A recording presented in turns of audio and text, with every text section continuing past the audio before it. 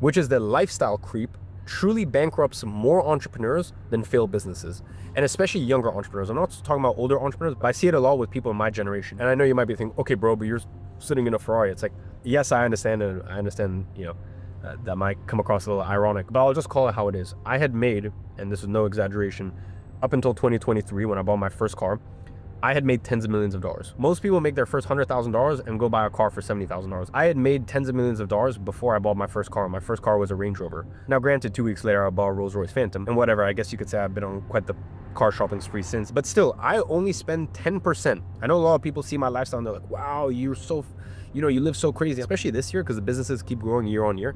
I only spend 10% of what I pay myself distributions through my companies. So that's not even factoring my net worth, as in the value of my shares in different businesses I'm invested in, or that I'm co-owners in, or co-founder in, or whatever it is. So I'm not even talking about the value of my company, my net worth. I'm literally talking about what my businesses make that I decide to pay out in profits. At this point, I literally spend 10% of that. So please don't look at me now. Look at me in 2018, 2019, 2020, 2021. I can tell you I was honestly spending such a small amount of my income, and I was just stockpiling that cash there. Going back to our earlier point, I wish I had invested a lot sooner. I definitely would be doing even better in life now. But the point still stands, which is I wasn't letting lifestyle creep affect me. If I doubled my income, I didn't all of a sudden double my expenses.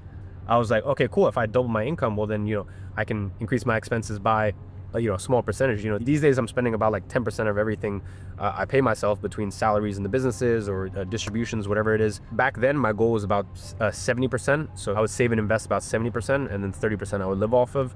You get to a point in life where you're just like, there's honestly no point spending frivolously.